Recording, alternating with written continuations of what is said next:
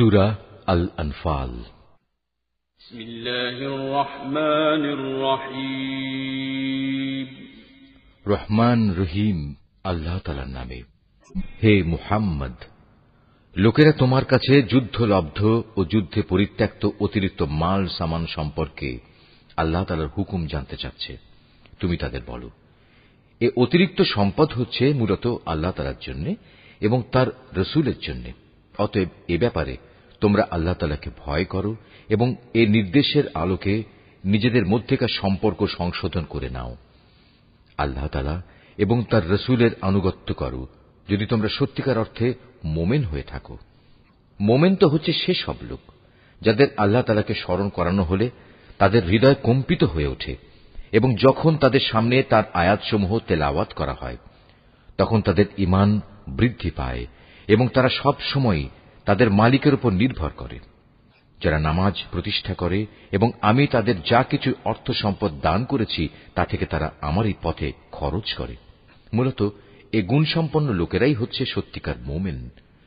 তাদের মালিকের কাছে তাদের জন্য বিপুল মর্যাদা, ক্ষমা ও সম্মানজনক জীবিকার ব্যবস্থা রয়েছে। এভাবেই তোমাদের বের হওয়া উচিত ছিল, যেভাবে তোমার মালিক তোমাকে তোমার বাড়ি থেকে বের করে এনেছেন। অথচ মোমেনদের একদল লোক তো এ কাজ তখন পছন্দই করেনি। সত্য তোমার কাছে প্রকাশিত হওয়ার পরও এরা তোমার সাথে বিতর্কে লিপ্ত হচ্ছে। মনে হচ্ছিল তারা যেন দেখতে পাচ্ছে ধীরে ধীরে মৃত্যুর দিকেই তাদের ঠেলে দেয়া হচ্ছে। স্মরণ করো, যখন আল্লাহ তাআলা তোমাদের প্রতিশ্রুতি দিচ্ছিলেন দুটি দলের মধ্যে একটি দল তোমাদের করায়ত্ত হবে, তোমরা তখন চাচ্ছিলে দুর্বল ও নিরস্ত্র দলটি তোমাদের করায়ত্ত হোক।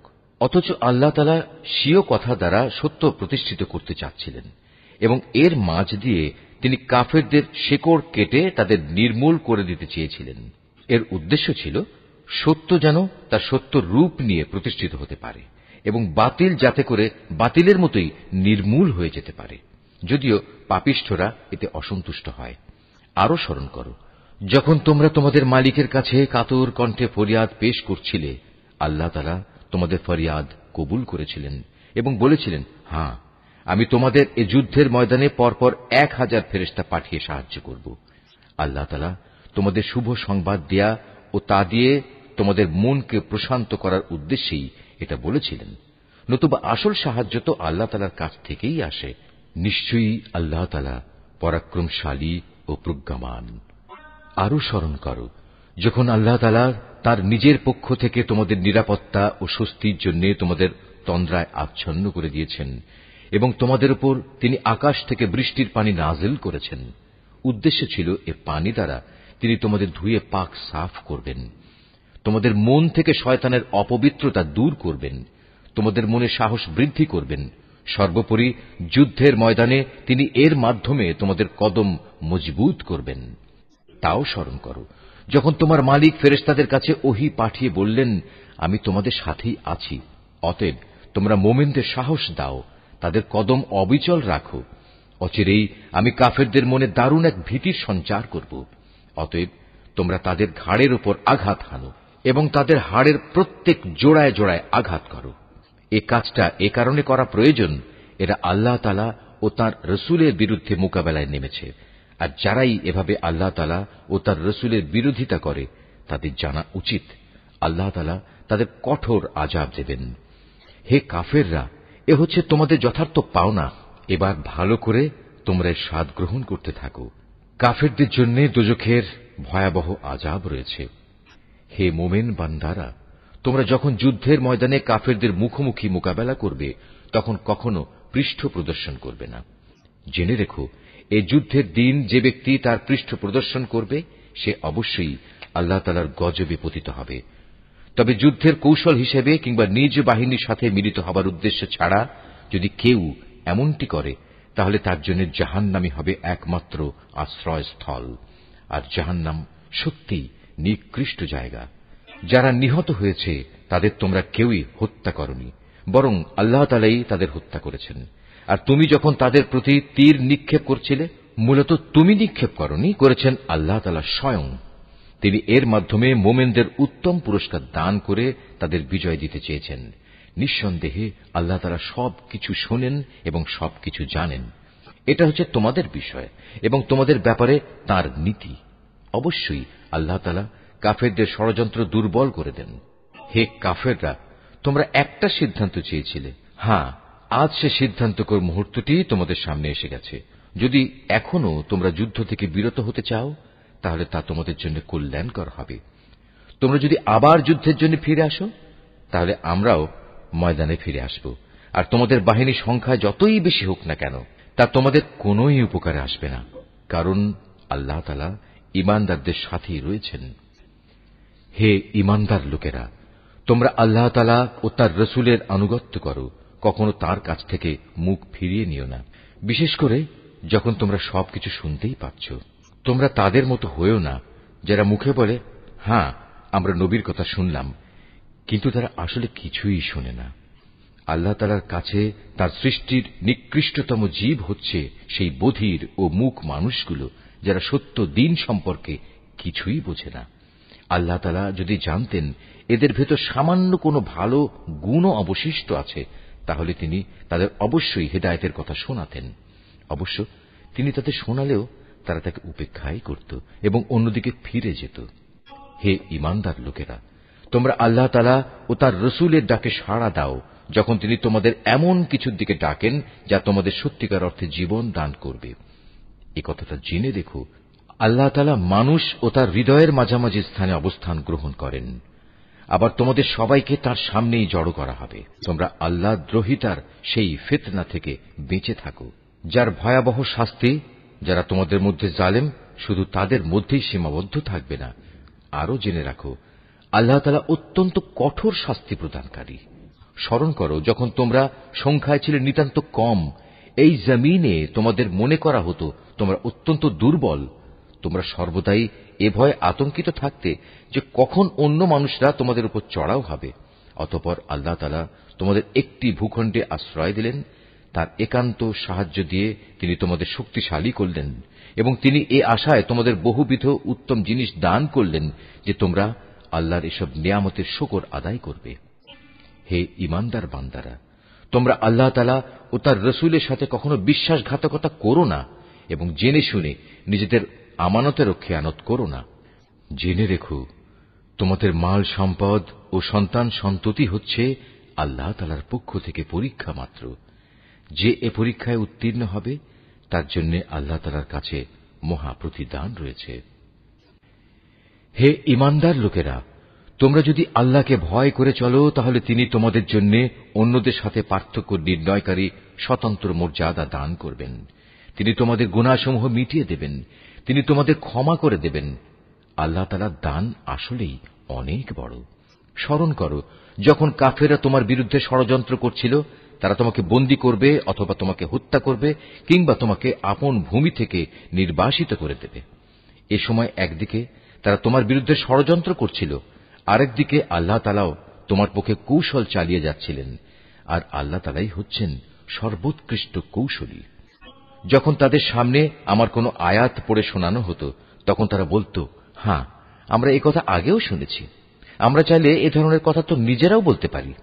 এগুলো আগের লোকদের উপকথা ছাড়া আর কিছু নয়। তারা যখন বলেছিল, হে আল্লাহ তাআলা, মুহাম্মাদের আনিত এ কিতাব যদি তোমার কাছ থেকে পাঠানো সত্য হয়, তাহলে একে অমান্য করার কারণে তুমি আমাদের উপর আসমান থেকে পাথর বর্ষণ করো কিংবা তুমি আমাদের উপর কোনো কঠিন শাস্তি পাঠিয়ে দাও। আল্লাহ তাআলা এমন নন যে তিনি তাদের কোনো আযাব দেবেন অথচ তুমি এখনো তাদের মধ্যে বর্তমান রয়েছ। আর আল্লাহ তাআলা এমনও নন যে কোনো জাতির মানুষদের তিনি শাস্তি দেবেন অথচ তারা কিছু লোক তখন আল্লাহর কাছে ক্ষমা প্রার্থনা করছে। কেনই বা আল্লাহ তাআলা এখন তাদের আযাব দেবেন না, যখন তারা আল্লাহর বান্দাদের মসজিদুল হারামে আসার পথ থেকে নিবৃত্ত করে? অথচ তারা তো এ ঘরের আসল অভিভাবকও নয়। এ ঘরের আসল অভিভাবক হচ্ছে তারা যারা আল্লাহ তাআলাকে ভয় করে, কিন্তু তাদের অধিকাংশ মানুষই একথা জানে না। এ ঘরের পাশে তাদের জাহিলি যুগের নামাজ তো কিছু শীষ দেয়া ও তালি বাজানো ছাড়ার কিছু ছিল না। এ কারণেই আল্লাহ তাআলা তাদের বলবেন, এখন তোমরা তোমাদের কুফরি কার্যকলাপের জন্য শাস্তি ভোগ করো। যারা আল্লাহ তাআলাকে অস্বীকার করেছে এবং যারা নিজেদের ধন সম্পদ এ খাতেই ব্যয় করেছে, যে এর দ্বারা মানুষদের আল্লাহ তাআলার পথ থেকে ফিরিয়ে রাখবে, এদের জন্য তুমি ভেবো না এরা এ পথে ধন সম্পদ আরো ব্যয় করতে থাকবে। অতঃপর একদিন সে ব্যয় করাটাই তাদের জন্য মনস্তাপের কারণ হবে। অতঃপর দুনিয়ার জীবনেও তারা পরাভূত হবে। আর যারা কুফরি করেছে, আখিরাতে তাদের সবাইকে জাহান্নামের পাশে একত্রিত করা হবে। এভাবেই আল্লাহ তাআলা ভালোকে খারাপ থেকে পৃথক করে দেবেন এবং খারাপগুলোর একটাকে আরেকটার উপর থেকে সবগুলো এক জায়গায় স্তূপীকৃত করবেন। অতঃপর গোটা স্তূপ জাহান্নামে নিক্ষেপ করবেন। মূলত এর লোকগুলো সেদিন ভীষণ ক্ষতিগ্রস্ত হবে। হে মুহাম্মদ, যারা আল্লাহ তাআলাকে অস্বীকার করেছে তাদের তুমি বলো, তারা যদি এ থেকে এখনো ফিরে আসে তাহলে তাদের অতীতের সবকিছুই ক্ষমা করে দেয়া হবে। তবে যদি তারা তাদের আগের কার্যকলাপের দিকে ফিরে যায় তাহলে তাদের সামনে আগের জাতিসমূহের ভয়াবহ পরিণামের দৃষ্টান্ত তো মজুদ রয়েছেই। এ ঈমানদার লোকেরা, তোমরা কাফেরদের বিরুদ্ধে লড়াই করতে থাকো যতক্ষণ না আল্লাহর জমিনে কুফরির ফিতনা বাকি থাকবে এবং দ্বীন সম্পূর্ণভাবে আল্লাহ তাআলার জন্যই নির্দিষ্ট হয়ে যাবে। হ্যাঁ, তারা যদি কুফর থেকে নিবৃত্ত হয় তাহলে আল্লাহ তাআলাই হবেন তাদের কার্যকলাপের পর্যবেক্ষণকারী। এ সবকিছু সত্ত্বেও যদি তারা সত্য থেকে মুখ ফিরিয়ে নেয় তাহলে তোমরা জেনে রেখো, আল্লাহ তাআলাই হচ্ছেন তোমাদের অভিভাবক। কত উত্তম অভিভাবক আল্লাহ তাআলা, কত উত্তম সাহায্যকারী তিনি। হে মুমিনরা, তোমরা জেনে রেখো, যুদ্ধে যে সম্পদ তোমরা অর্জন করেছ তার 1/5 আল্লাহ তাআলার জন্য, রাসূলের জন্য, তার স্বজনদের জন্য, এতিমদের জন্য, মিসকিনদের জন্য ও পথচারী মুসাফিরদের জন্য। তোমরা যদি আল্লাহতে বিশ্বাস করো, আরো বিশ্বাস করো সেই বিজয় ঘটিত বিষয়টির প্রতি যা আমি হক ও বাতিলের চূড়ান্ত মীমাংসার দিন ও একে অপরের মুখোমুখি হবার দিন আমার বান্দার উপর নাজিল করেছিলাম। আল্লাহ তাআলা হচ্ছেন সর্ববিষয়ের উপর একক ক্ষমতাবান। যুদ্ধক্ষেত্রে তোমরা ছিলে উপত্যকার নিকট প্রান্তে, তারা ছিল দূর প্রান্তে, আর কুরাইশ কাফেলা ছিল তোমাদের তুলনায় নিম্নভূমিতে। যদি তোমরা আগেই এ ব্যাপারে তাদের সাথে কোনো অগ্রিম চুক্তির সিদ্ধান্ত করতে চাইতে তাহলে এ সিদ্ধান্ত বাস্তবায়নে তোমরা অবশ্যই মতবিরোধ করতে, কিন্তু আল্লাহ তাআলা তাই ঘটাতে চেয়েছিলেন। যা ঘটানো আল্লাহ তাআলার মঞ্জুর ছিল। এর উদ্দেশ্য ছিল যে দলটি ধ্বংস হবে তারা যেন সত্য মিথ্যা স্পষ্ট হওয়ার পরই ধ্বংস হয়, আবার যে দলটি বেঁচে থাকবে তারাও যেন সত্যাসত্য প্রমাণের ভিত্তিতেই বেঁচে থাকে। নিশ্চয়ই আল্লাহ তাআলা সর্বশ্রোতা ও সর্বজ্ঞ। আরো স্মরণ করো, আল্লাহ তাআলা তোমাকে যখন স্বপ্নে তাদের সংখ্যা কম দেখিয়েছিলেন, তখন যদি তিনি তোমাকে তাদের সংখ্যা বেশি দেখাতেন তাহলে অবশ্যই তোমরা সাহস হারিয়ে ফেলতে এবং এ বিষয়ে তোমরা একে অপরের সাথে বিতর্ক শুরু করে দিতে। কিন্তু আল্লাহ তাআলা এটা না করে তোমাদের নিরাপদ করে দিয়েছেন, কেননা তিনি মানুষের অন্তরে যা কিছু লুকিয়ে থাকে সে সম্পর্কে সম্যক ওয়াকিবহাল রয়েছেন। সে সময়ের কথাও স্মরণ করো যখন তোমরা যুদ্ধের ময়দানে তাদের সামনাসামনি হলে, তখন তোমাদের চোখে তাদের সংখ্যা আল্লাহ তাআলা নিতান্ত কম করে দেখালেন এবং তাদের চোখেও তিনি তোমাদের সংখ্যাকে দেখালেন কম। এর উদ্দেশ্য ছিল যেন আল্লাহ তাআলা তাই ঘটিয়ে দেখান যা কিছু তিনি এ ঘটনার মাধ্যমে ঘটাতে চান, কেননা আল্লাহ তাআলার দিকেই সব কিছুকে ফিরে যেতে হবে। হে ঈমানদার লোকেরা, কোন বাহিনীর সাথে যখন তোমরা সামনাসামনি হও তখন ময়দানে অবিচল থাকবে এবং বিজয়ের আসল উৎস আল্লাহ তাআলাকে বেশি বেশি করে স্মরণ করতে থাকবে। আশা করা যায় তোমরা সাফল্য লাভ করতে পারবে। তোমরা আল্লাহ তাআলা ও তার রাসূলের আনুগত্য করো, নিজেদের মধ্যে পরস্পর ঝগড়া বিবাদ করো না, অন্যথায় তোমরা সাহস হারিয়ে ফেলবে এবং তোমাদের প্রতিপত্তি খতম হয়ে যাবে। তোমরা ধৈর্য ধারণ করো, অবশ্যই আল্লাহ তাআলা ধৈর্যশীলদের সাথে রয়েছেন। তোমরা কখনো তাদের মতো হয়ো না যারা অহংকার ও লোকদের নিজেদের শান শওকত দেখানোর জন্য নিজেদের ঘর থেকে বেরিয়ে এসেছে এবং সাধারণ মানুষদের যারা আল্লাহ তাআলার পথ থেকে ফিরিয়ে রাখে। মূলত তাদের সমুদয় কার্যকলাপই আল্লাহ তাআলা পরিবেষ্টন করে আছেন। যখন শয়তান তাদের কাজগুলোকে তাদের সামনে খুব চাকচিক্যময় করে পেশ করেছিল এবং সে তাদের বলেছিল, আজ মানুষের মধ্যে কেউই তোমাদের উপর বিজয়ী হতে পারবে না এবং আমি তো তোমাদের পাশেই আছি। অতঃপর যখন উভয় দল সম্মুখ সমরে ঝাঁপিয়ে পড়ল তখন সে কেটে পড়ল এবং বলল, তোমাদের সাথে আমার কোনোই সম্পর্ক নেই। আমি এমন কিছু দেখতে পাচ্ছি যা তোমরা দেখতে পাও না। আমি অবশ্যই আল্লাহ তাআলাকে ভয় করি এবং আমি জানি আল্লাহ তাআলা হচ্ছেন কঠোর শাস্তিদাতা। মুনাফিক ও তাদের দলবল, যাদের দিলে গুমরাহির ব্যাধি রয়েছে, যখন তারা বলল, এ লোকদের মূলত তাদের নতুন দিন মারাত্মকভাবে প্রতারিত করে রেখেছে। সত্য কথা হচ্ছে, যে কোনো ব্যক্তি বিপদে আপদে আল্লাহ তাআলার উপর ভরসা করে সে বুঝতে পারবে আল্লাহ তাআলা প্রবল পরাক্রান্ত ও প্রজ্ঞাময়। তুমি যদি সত্যি সেই করুণ অবস্থা দেখতে পেতে, যখন আল্লাহর ফেরেশতারা কাফেরদের রূহ বের করে নিয়ে যাচ্ছিল, ফেরেশতারা তখন তাদের মুখমণ্ডল ও পৃষ্ঠদেশে ক্রমাগত আঘাত করে যাচ্ছিল এবং তারা বলছিল, তোমরা আগুনের আযাব উপভোগ করো। মূলত এটা হচ্ছে তোমাদের নিজেদেরই উভয় হাতের কামাই, যা তোমরা আগেই পাঠিয়েছিলে। আল্লাহ তাআলা কখনো তাঁর বান্দার উপর জুলুম করেন না। এদের পরিণতি হবে ফেরাউনের আপনজন ও তাদের পূর্ববর্তী কাফেরদের মতোই। তারা সবাই আল্লাহ তাআলার আয়াতকে অস্বীকার করেছে, ফলে তাদের গুনাহের দরুন আল্লাহ তাআলা তাদের পাকড়াও করলেন। নিশ্চয়ই আল্লাহ তাআলা শক্তিশালী ও কঠোর শাস্তিদানকারী। এটা এ কারণে যে আল্লাহ তাআলা যখন কোন জাতিকে কোন নিয়ামত দান করেন, তিনি ততক্ষণ পর্যন্ত তাঁর সে নিয়ামত তাদের জন্য বদলে দেন না, যতক্ষণ না তারা নিজেরা নিজেদের অবস্থার পরিবর্তন করে। নিশ্চয়ই আল্লাহ তাআলা সব কিছু শোনেন, সবকিছু জানেন। এরাও হচ্ছে ফেরাউন, তার স্বজন ও তাদের আগের লোকদের মতো।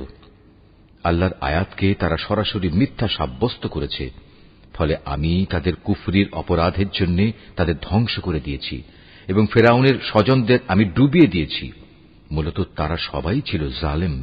নিশ্চয়ই আল্লাহর এই জমিনে বিচরণশীল জীবের মধ্যে আল্লাহর কাছে নিকৃষ্টতম হচ্ছে তারা, যারা স্বয়ং এ জমিনের স্রষ্টাকেই অস্বীকার করে এবং তারা তাঁর উপর ঈমান আনে না। তারাও এ নিকৃষ্ট লোকদের অন্যতম, যাদের সাথে তুমি বাকায়দা সন্ধি চুক্তি স্বাক্ষর করেছ। অতঃপর তারা প্রতিবার সুযোগ পেয়েই সে চুক্তি ভঙ্গ করেছে এবং এ ব্যাপারে তারা কাউকেই পরোয়া করেনি। অতএব এ লোকদের যদি কখনো তুমি ধরতে পারো, তাহলে তাদের মূল বাহিনী থেকে বিচ্ছিন্ন করে এমন ভাবে শাস্তি দেবে যাতে তাদের পরবর্তী বাহিনী এ থেকে কিছু শিক্ষা গ্রহণ করে। যদি কখনো কোনো জাতির কাছ থেকে তোমার এই আশঙ্কা হয় যে তারা চুক্তি ভঙ্গ করে বিশ্বাসঘাতকতা করবে, তাহলে তুমিও তাদের সাথে সম্পাদিত চুক্তি একইভাবে তাদের মুখের উপর ছুঁড়ে দাও। তবে তোমরা নিজেরা তা আগে লঙ্ঘন করো না। নিশ্চয়ই আল্লাহ তাআলা খেয়ানতকারীকে পছন্দ করেন না। আর কাফেররা যেন কখনোই এমন ধারণা করতে না পারে যে ওরা তোমাদের পেছনে ফেলে নিজেরা এগিয়ে গেছে। আসলে তারা তোমাদের পরাভূত করার কোনো ক্ষমতাই রাখে না। তাদের সাথে যুদ্ধের জন্য তোমরা যথাসাধ্য সাজ সরঞ্জাম, শক্তি ও ঘোড়া প্রস্তুত রাখবে এবং এ দিয়ে তোমরা আল্লাহর দুশমন ও তোমাদের দুশমনদের ভীত সন্ত্রস্ত করে দেবে। এছাড়াও কিছু লোক আছে যাদের পরিচয় তোমরা জানো না, শুধু আল্লাহ তাআলাই তাদের চেনেন। আল্লাহ তাআলার পথে তোমরা যা কিছুই ব্যয় করবে তার পুরোপুরি প্রতিদান তোমাদের পরকালে আদায় করে দেয়া হবে এবং তোমাদের উপর বিন্দু মাত্রও জুলুম করা হবে না। মুহাম্মদ, তারা যদি সন্ধির প্রতি আগ্রহ দেখায়, তাহলে তুমিও সন্ধির দিকে ঝুঁকে যাবে এবং সর্বদা আল্লাহর উপরই ভরসা করবে। অবশ্যই আল্লাহ তাআলা সব কিছু শোনেন, সবকিছু দেখেন। আর যদি কখনো তারা সন্ধির আড়ালে তোমাকে ধোঁকা দিতে চায়, তাহলে তোমার দুশ্চিন্তাগ্রস্ত হওয়ার কোনো কারণ নেই, কেননা তোমার রক্ষার জন্য তো আল্লাহ তাআলাই যথেষ্ট। তিনি তাঁর সরাসরি সাহায্য ও একদল মোমেন দ্বারা তোমাকে শক্তি জুগিয়েছেন। আল্লাহ তাআলা এ মোমেনদের দিলকে পারস্পরিক ভালোবাসা ও সম্প্রীতির বন্ধনে আবদ্ধ করে দিয়েছেন।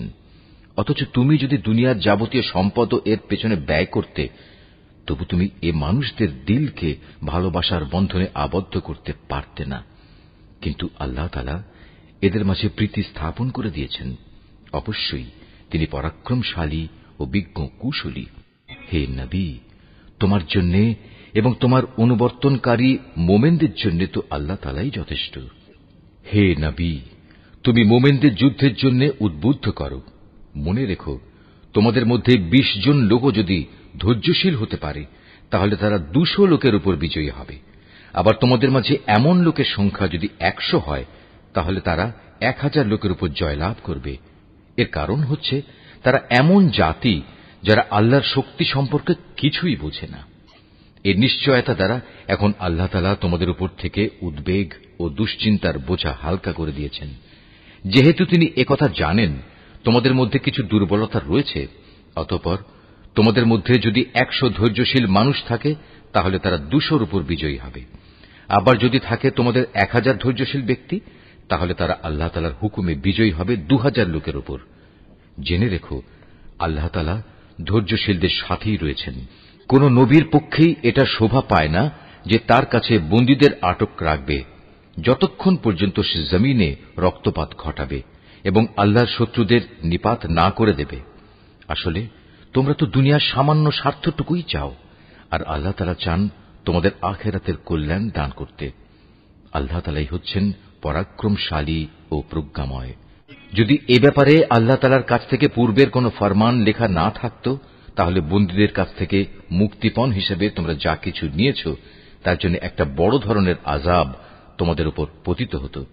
অতএব যা কিছু তোমরা গনিমত হিসেবে লাভ করেছ, নিঃসংকোচে তোমরা তা খাও, কেননা তা সম্পূর্ণ হালাল ও পবিত্র। তোমরা আল্লাহ তাআলাকে ভয় করো। আল্লাহ তাআলা অবশ্যই ক্ষমাশীল ও দয়ালু। হে নবী, তোমার হাতে যেসব বন্দী রয়েছে তাদের তুমি বলো, আল্লাহ তাআলা যদি তোমাদের দিলে ভালো কিছু গ্রহণের যোগ্যতা আছে বলে জানতে পান, তাহলে তিনি তোমাদের ঈমানের এমন এক কল্যাণ দান করবেন যা তোমাদের কাছ থেকে মুক্তিপণ হিসেবে গৃহীত সম্পদের চাইতে অনেক ভালো, এবং তিনি তোমাদের গুনাহসমূহ মাফ করে দেবেন। আল্লাহ তাআলা ক্ষমাশীল ও দয়াবান।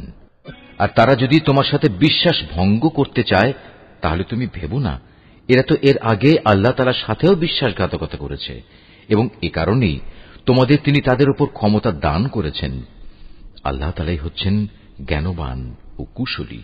নিঃসন্দেহে যারা ঈমান এনেছে এবং এই ঈমানের জন্য হিজরত করেছে, নিজেদের জান মাল দিয়ে আল্লাহর পথে জিহাদ করেছে, এবং যারা মুহাজিরদের আশ্রয় দিয়েছে ও তাদের সাহায্য করেছে, তারা সবাই পরস্পরের বন্ধু। অপরদিকে যারা ঈমান এনেছে অথচ হিজরত করেনি, ততক্ষণ পর্যন্ত তাদের অভিভাবকত্বের দায়িত্ব তোমাদের উপর নেই। তবে কখনো যদি তারা একান্ত দ্বীনের খাতিরে তোমাদের কাছে কোনো সাহায্য চায়, তাহলে তাদের সাহায্য করা তোমাদের কর্তব্য। তবে তা যেন এমন কোন সম্প্রদায়ের বিরুদ্ধে না হয় যাদের সাথে তোমাদের কোন রকম চুক্তি রয়েছে। বস্তুত তোমরা যা কিছু করো আল্লাহ তাআলা সব কিছুই দেখেন। যারা কুফরি করেছে তারা একে অপরের বন্ধু। তোমরা যদি একে অপরকে সাহায্য করার সে কাজটি না করো, তাহলে আল্লাহর এই জমিনে ফিতনা ফাসাদ ও বড় ধরনের বিপর্যয় সৃষ্টি হবে। যারা ঈমান এনেছে, এ ঈমানের জন্য হিজরত করেছে, নিজেদের জান মাল দিয়ে আল্লাহর পথে জিহাদ করেছে, এবং যারা এই হিজরতকারীদের থাকার জায়গা দিয়েছে এবং তাদের সাহায্য করেছে, মূলত এরা সবাই হচ্ছে সত্যিকারের মুমিন। এদের জন্য আল্লাহ তাআলার পক্ষ থেকে ক্ষমা ও উত্তম জীবিকার ব্যবস্থা রয়েছে। আর যারা পরে ঈমান এনেছে, হিজরত করেছে এবং তোমাদের সাথে জিহাদ করেছে, তারাও তোমাদেরই অন্তর্ভুক্ত। যারা আত্মীয়তার বন্ধনে একে অপরের সাথে আবদ্ধ, আল্লাহর কিতাব অনুযায়ী তারাও একে অন্যের উত্তরাধিকারের বেশি হকদার। নিশ্চয়ই আল্লাহ তাআলা